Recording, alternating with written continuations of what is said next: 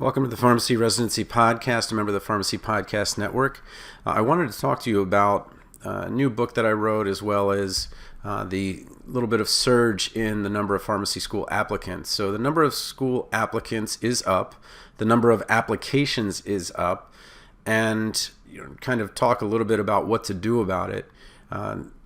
While I do advise pre-pharmacy students in my role at college, what I really want to talk about is what the P1s, P2s, and P3s can do to make sure that they are, on the right side of things, and certainly if you're in pre-pharmacy. So many of you who are in your fourth year and maybe didn't get any invitations to interview, or maybe just a couple, keep asking, well, what could I have done differently? And I mean, I'm not trying to, punch you in the nose with this, but the best thing that you could have done is to apply to pharmacy schools as if you were applying to pharmacy residency. And what I mean by that is that you should have applied to 10 to 16 schools. And this is why. MedStud, this new book I wrote, Read This Before Pharmacy Residency, The Right Moves on the Road to Residency Match, I wrote with a physician. And the reason I did this is because it's the contrast in how medical school and pharmacy school work is so exactly opposite that the real strategy is to apply to as many pharmacy schools as possible. And then you'll apply to a bunch of residencies, but your chances with residency are infinitely higher at some schools than others. So I've mentioned before, but the top 10 schools, not 10%, but 10 schools, send 500 students to residency. The bottom 10 schools send 50. So I'm not being, it's a logarithmic difference. It's a factor of 10 between the top 10 and the bottom 10 schools. So the average pharmacy student only applies to 2 schools, where the average medical student applies to 16. And the average pharmacy student applies locally because maybe they want to live at home, or they're familiar with their state and so forth. When I was applying to pharmacy school, if I had applied the year before the PharmD, I would have paid $2,000 a year for tuition. And this is in the late 90s. This isn't like in the 50s or 60s. It's not that long ago. So now when you're paying $20,000 a semester or more, then it's a completely different ball game. But let's talk about the numbers a little bit and what you can do. So the numbers show that the number of students coming into pharmacy school might be higher in the next year. Right now, the number of verified applicants, which is kind of the gold standard, is down about 10%. But there's a little bit of a surge in the in-progress applicants. There's a little bit of a surge in the number of submitted applicants. So there might be some catch-up, because there was last year an extra month, and there was this extra 500 that applied, and I think 3 or 4, I wouldn't say about 400 of them got in. But what you need to do is, if you are in a low residency matching school, to know that regardless of that, pharmacy residencies will still take the best students from the worst schools. I'll say that again. Residencies will still take the best students from the worst matching schools. And this is actually true with PhDs as well. So you might think, oh, well, all the PhDs come from, the Ivy League, and that's not true. They will take the very best researcher and PhD from a lower tier school. I mean, much lower tier school. So what you do during pharmacy school really does matter. And that's kind of the premise of this book, is that, and I write it in the introduction here, that each pharmacy student gets 24 hours in a day. But why is it that, this year I've got one student who's got 15 interviews and actually has to figure out how to turn some of those down.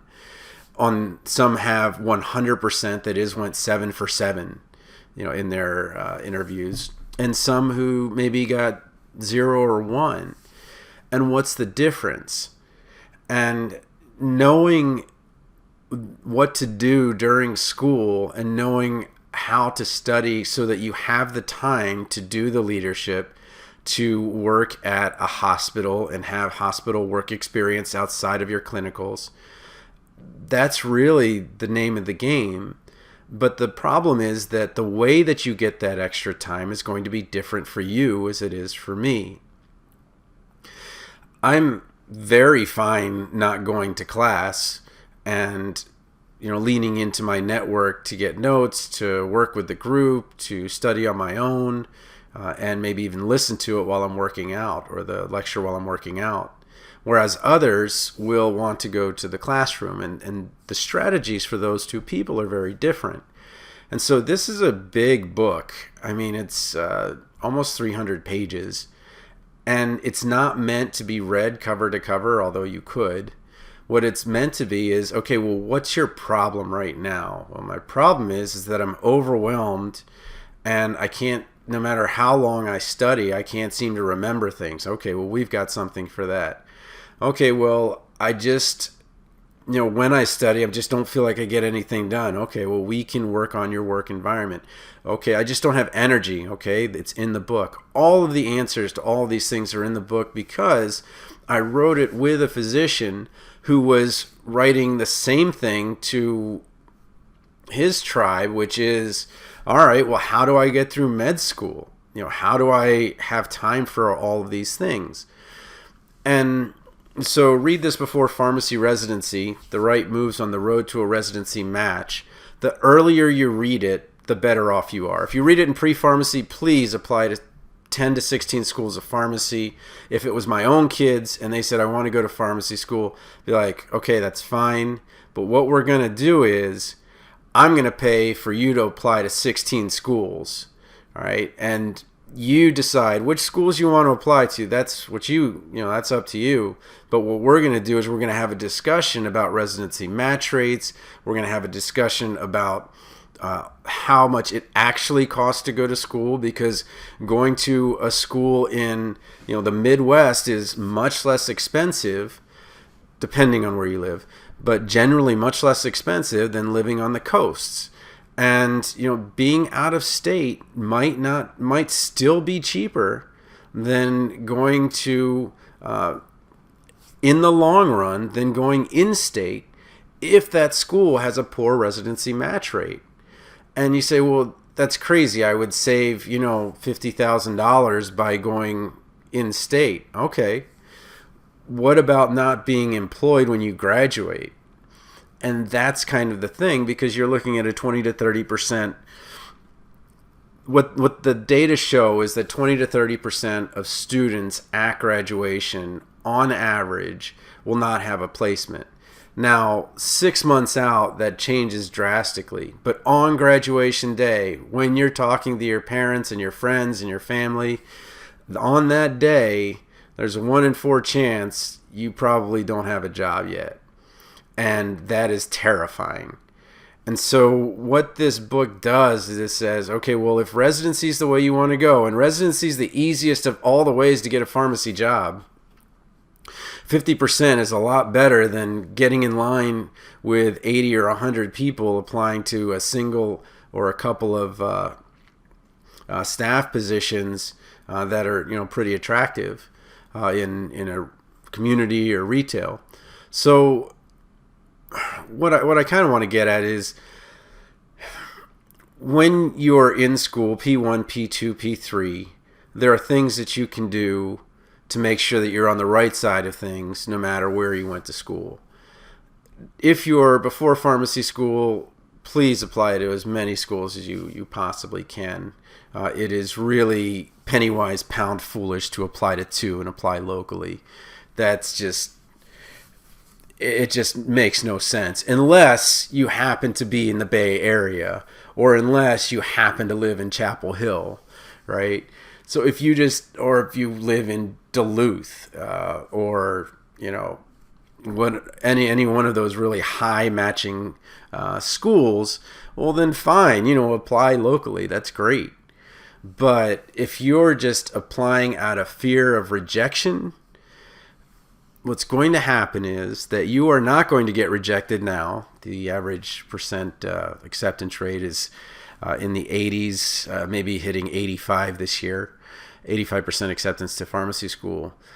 But man, it is a Greek tragedy when I tell somebody the numbers for their pharmacy school and they realize that they're in not just the bottom half, maybe in the bottom quarter as it relates to matching, and they might have spent $200,000, $300,000.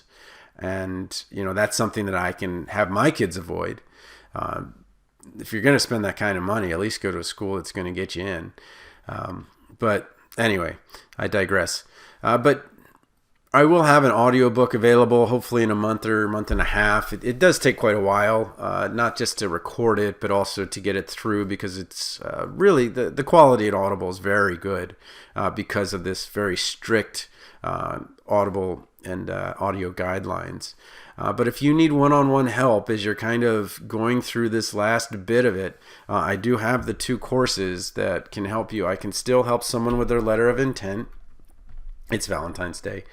So residency.teachable.com, and you can, all courses, you can go into the extreme LOI makeover, even if you're just like, okay, well, I have 1 or 2 interviews, but I want to make sure. Or you can get the interview support, which is, me. You can get email support from me, and there's 3 hours of explanation on the point system on how you score well in the residency interviews. And then I'm working on the CV one now. This one's really more for next year. And then Book Publish Your Expertise is kind of a fun one where I'm now helping people write their books. And it's something that I've kind of wanted to do for a long time. This is my 25th book, so it was just, I don't know why that number mattered, but I felt like at 25 books now I'm qualified to help other people write their own books. But that's something that I'm going to be doing as well. But anyway, let's kind of get back to it. Pharmacy student numbers are on the rise. There's going to be no end in sight to the number of students that are coming into pharmacy school. The number of residencies is going up by 300 or 400 a year. But that's just not going to be enough as more and more and more students continue to try to get residency. So if you are P1 to P3, I just think that this would be a great resource where you can kind of look into how it is that the top students learn.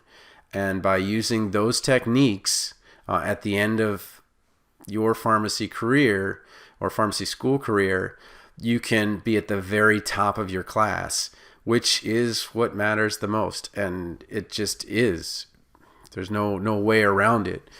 And that, that group at the bottom, there's still going to be a couple that are going to match from each of those schools, but they're only going to take a couple.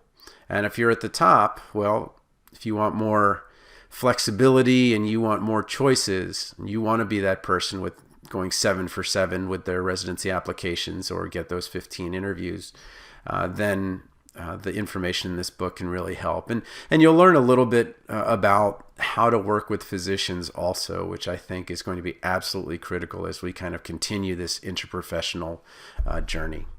If you got questions for me, TonyThePharmacist@gmail.com. Again, that's TonyThePharmacist@gmail.com.